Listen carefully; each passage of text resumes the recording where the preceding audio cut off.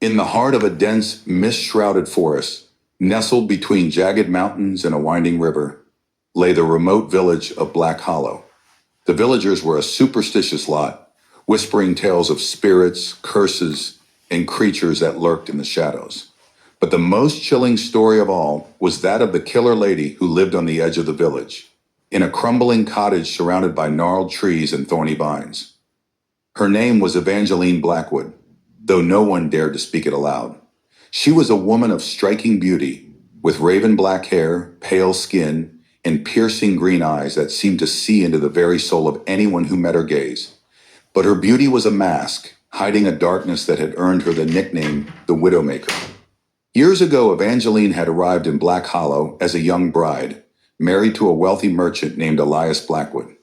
The villagers had welcomed the couple, charmed by Elias's generosity and Evangeline's grace. But their happiness was short-lived. Within a year, Elias was found dead in their home, his body twisted in agony, his face frozen in a mask of terror.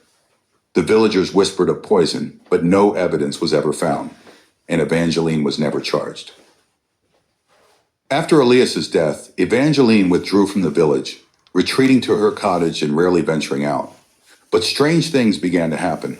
Men who dared to approach her home were never seen again. Travelers passing through the village would vanish without a trace. And always there were whispers of Evangeline's involvement, though no one could prove anything. One stormy night, a young woman named Clara arrived in Black Hollow, seeking refuge from the rain. She was a traveler, a storyteller by trade, and she had heard the tales of the killer lady. Intrigued, Clara decided to uncover the truth. She knocked on the door of Evangeline's cottage, and to her surprise, the woman herself answered. Evangeline's beauty was even more striking up close, but there was a coldness in her eyes that sent a shiver down Clara's spine. Still, she smiled and asked for shelter from the storm. Evangeline hesitated, then stepped aside, allowing Clara to enter. The cottage was dimly lit, filled with the scent of herbs and the faint tang of something metallic. Clara noticed strange symbols carved into the walls and a collection of jars filled with dark, swirling liquids. Evangeline offered her a cup of tea, and Clara accepted, though she was careful not to drink it. As the storm raged outside, Clara began to ask questions, carefully probing for information about the disappearances.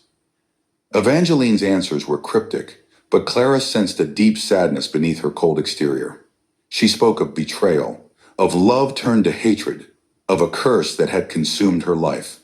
Clara listened, her heart aching for the woman who had been so deeply wronged, but as the night wore on, she began to feel a growing sense of unease. The shadows in the cottage seemed to shift and move, and the air grew colder. Evangeline's voice took on a sinister edge, and her eyes gleamed with a dangerous light. Finally, Clara could bear it no longer.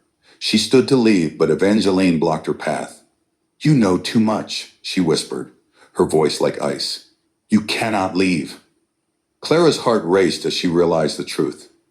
Evangeline was indeed the killer the villagers feared, but she also saw something else, a glimmer of humanity, a spark of the woman Evangeline had once been. Summoning all her courage, Clara reached out and took Evangeline's hand. "You don't have to do this," she said softly. "You can break the curse. You can be free."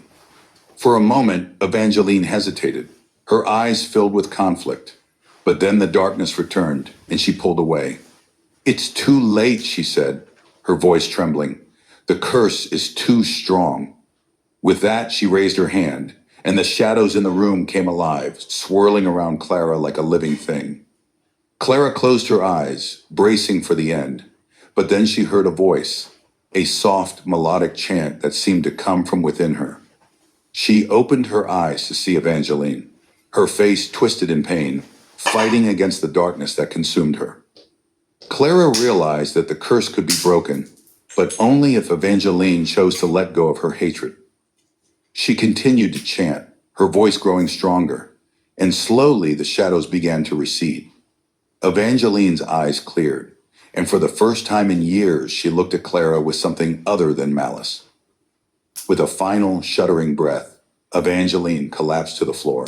The curse lifted. The cottage grew warm, the air light, and the storm outside subsided.